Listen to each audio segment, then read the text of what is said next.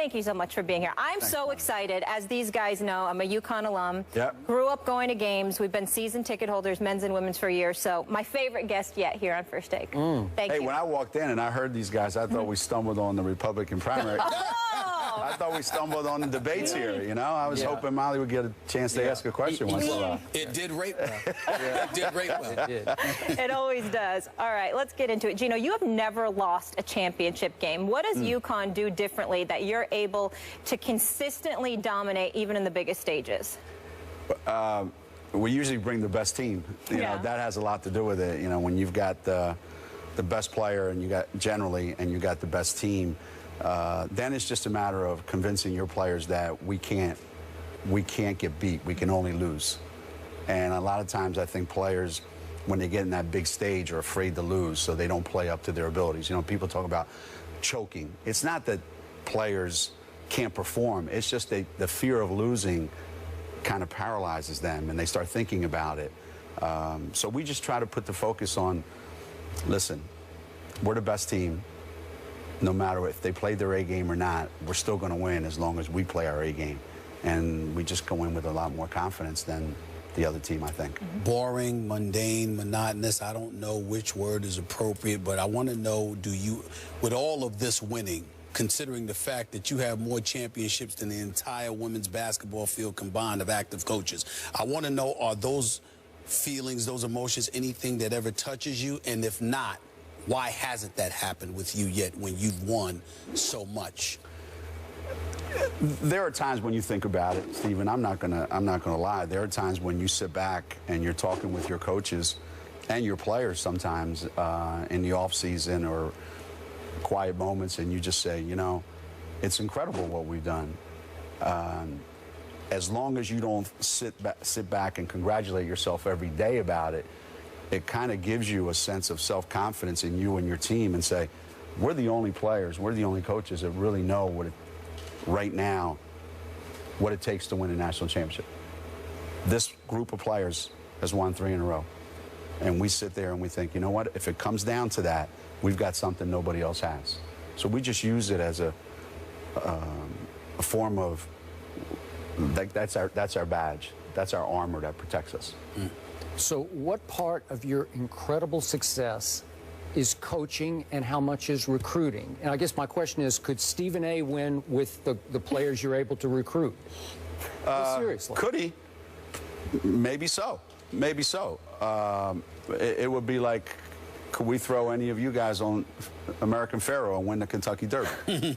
He's the best horse, but probably not. So I think you have to have the best players, and you have to know how to put them in positions to be successful. Well, is it 50-50, would you say? I think coaches lose more games than they win. Wow. Okay. First, you lose in recruiting. You don't get the players. Yeah. Then when you do get them, you mismanage, or you put them in positions where they can't be successful. You put a guy who can only play in this part of the floor, and you try to make them play over here. Or you put them in a system that doesn't suit your players. Then I think coaches are losing games. If a coach just manages and puts them in a position where they can be great, then it's up to the players. I'm wondering, when I think about you and your coaching career, A, have you ever thought about coaching the men's program at UConn? And I mean, seriously, I've often wondered, because I think, and obviously you guys, I mean, Kevin Ollie guided them to the national championship, and we all know the history of UConn men's basketball. But considering what you accomplished, I've wondered if you ever thought about it and how badly you've ever wanted to do it, if at all. Not at UConn. Why not at UConn? Because I think we had a great coach, and we have a great coach now. I love baseball, and I used to play baseball all the time. And, you know, when your second baseman gets hurt, you don't put your shortstop over there because now you're lousy at both positions. So I would never want to put us in that situation. But there's been opportunities, but I'm at a stage in my life now where when I was 35 or 40 and that opportunity came along like it did later in life, who's to say I wouldn't have taken it? But right now, I'm kind of happy where I am.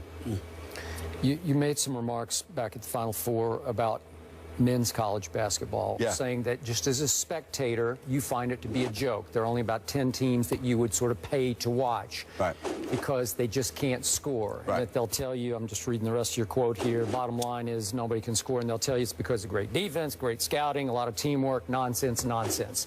Give us some more thoughts there. Well, you know what's funny? A lot of guys that worked here went crazy, and some people's first reaction was, well, what about the women's game? Well, I wasn't talking about that. I was talking about answering the question about what do you think watching the men's game. Right. So the comments that I made, the people that came back at me, well, there's 25 new rules, aren't there, in men's basketball now going into this year? So I wasn't the only one that thought that. Right. The way I said it leaves a lot to be desired, I think. But I think the game, when you've got that many good players on the floor, you can't be playing games in the 60s. I think coaches have too much control of the game in college. Like you look at the NBA, whether you have the best players or not, you're going to play by a certain standard of rules that are entertaining the fans. Remember when the Knicks used to win 80-75?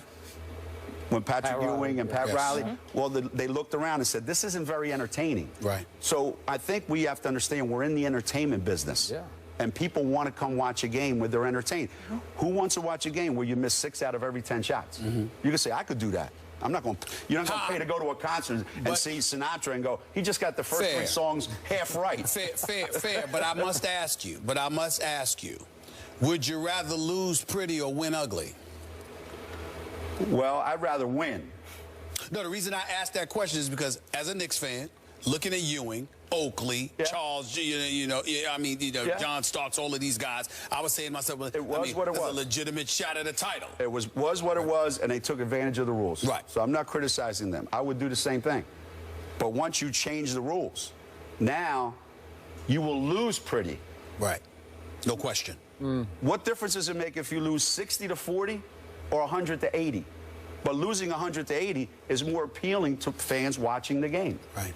You can convince people that you're playing good defense. You can't convince anybody that your offense is good when you're scoring 60. And I just think we're getting there. I think the men's committee did a great job, and they're getting there. And you're going to see a big difference this year. You're going to see the game being played.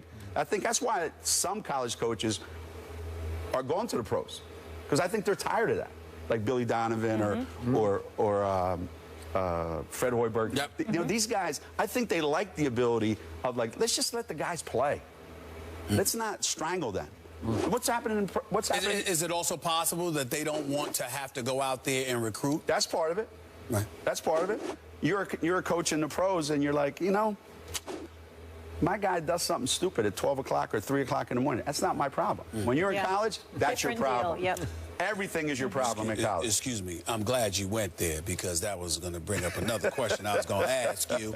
I'm certainly not going to ask you to comment specifically about, you know, a contemporary in the business like a Rick Pitino, but so much was made about the whole scandal that happened at Louisville just a few weeks ago with strippers and the like in dorms and assistant coaches and being involved. What were the thoughts going through your mind, and what is the thoughts going through a college coach's mind when you see a story like that generating that level of national publicity? What are the kind of things that we should have been saying that you think may not have been said from a coach's perspective? Well, the NCAA has made it so that the head coaches, which would be my peers, we have made to be now responsible for everything that happens on your campus relative to your players and your assistant coaches. That's a lot of responsibility on one person. That means 24/7, you've got to know that would be like you're responsible for your children's actions when they're 21 and still living at home. So that means you have to have a monitor on them 24/7. That's a lot of responsibility. So is that fair that that's the standard we're held to? That's the world that we live in today. So my first reaction was, man, I hope it was just a guy doing stuff to think that I want to look good in my profession by being able to deliver X number of players, so I'm going to do this. I hope that's what it was. That's my first thought. I hope that's all it was. But does that notion go flying out the window when you hear that this stuff was going on in the dorm on campus. It ain't like it was at a club off campus. It ain't like it was at a house party. I mean, this is on campus. Let me tell you something. Being a college coach for 30 years, I got to tell you, I bet you I don't want to know some of the stuff that's happened in dorms over the last 30 years that I've been at Connecticut.